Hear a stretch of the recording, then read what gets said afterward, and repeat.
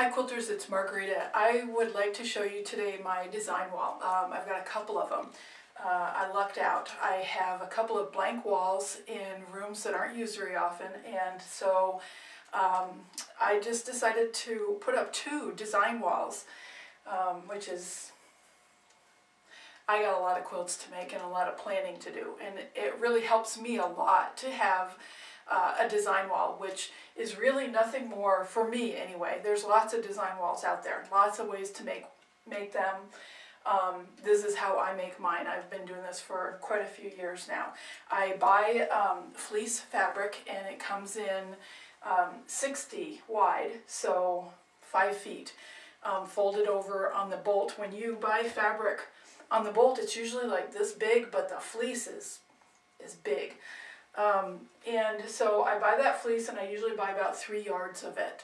And I have one here in blue, and in the other room is white. I'll show you that one too. It just takes fleece, however much you want to buy and how much space you have to put it up in, and a regular stapler. Most staplers will pull open like that, and you just, this is how I do it. I just staple the fleece right to the wall. The really nice part is when you go to take it out, the little tiny holes that the staples make, you can't even see them. So if you're, in a place where, like me, you're moving all the time, no one will ever know that you had a staple in that wall.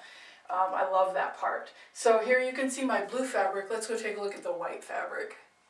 And then I'll come back and I'll tell you about this project, which I'm having some fun with. So here you can see the white design wall with all kinds of to-do projects on them.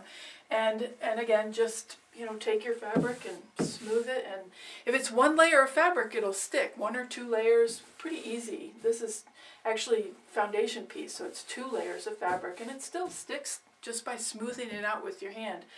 But a great way to preview your projects and take up space on the wall, and kind of keep quilts right out there, projects right out there where you can see them all the time and have fun playing with them. The best part about having a design wall is that you can play. So here, this blue stuff is stapled to the wall. It's not going anywhere for now.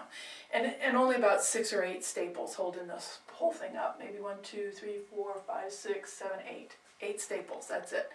But fabrics just stick to it.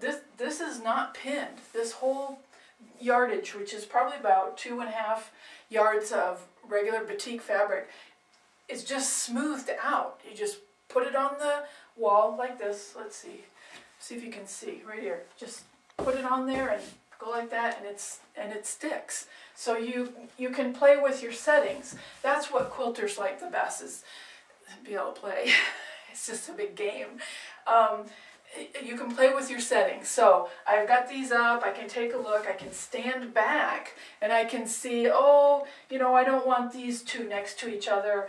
I'll bring the green one up, and I'll put it up here, and I'll put this guy over here in the corner, and you can make sure your blocks are all going in the direction that you want. I might decide I want some going this way. Also, playing with the settings, now I might decide I want them all on point. See, the points are up and down instead of being squared. Let's just take a look at how that looks, because that's kind of pretty. I really like this fabric that's on the background here. That's going to be my sashing fabric. So I could go through and I could play and put the rest of the blocks on point and see how I like that. It's just a way to play. So thanks for watching. I'll tell you the story behind all of this stuff on a video coming up soon.